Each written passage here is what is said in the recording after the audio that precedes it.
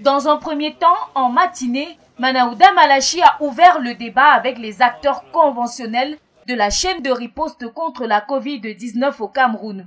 Autour de la table, les ordres professionnels, les associations savantes et les syndicalistes ont fait le point un an après la survenue du premier cas de coronavirus.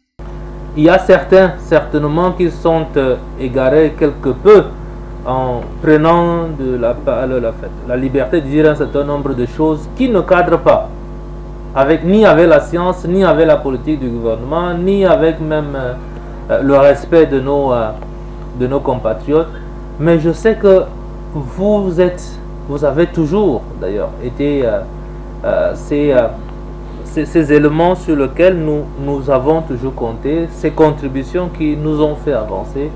Et je crois que le moment est venu pour nous de pouvoir nous entendre sur l'essentiel. Des débats sur les variants en circulation dans le monde, des débats également sur les vaccins disponibles, alors que le pays s'est aligné il y a 3 mois à la facilité COVAX de l'Organisation mondiale de la santé pour en bénéficier si d'aventure survenait la vaccination. Le vaccin devait normalement arriver ce 20 mars, mais le gouvernement est prudent. Nous avons une situation épidémiologique aujourd'hui qui peut être un peu préoccupante, mais qui n'est pas alarmante du tout. Nous pouvons encore nous permettre d'observer un certain temps avant d'aller vers le vaccin.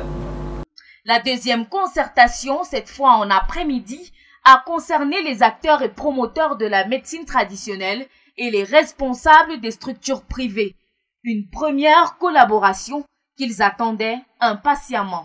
Nous louons cette initiative, nous l'avons attendue longtemps, nous l'avons espérée et nous pensons que cette fois-ci c'est parti pour que les médecines endogènes camerounaises soient véritablement mis en association dans les protocoles de prise en charge des patients atteints de coronavirus. Ici, les tenants et les aboutissants d'une collaboration en vue d'une meilleure prise en charge par des solutions endogènes disponibles ont été passés en revue. Seule condition à son implémentation, un accompagnement concret face à la violence des nouvelles variantes en circulation. Nous ne sommes pas en train de parler du problème du vaccin. Parce que si on parle de vaccin, ce sont les moyens préventifs. Nous vivons aujourd'hui la maladie, dont l'urgence de sauver des vies.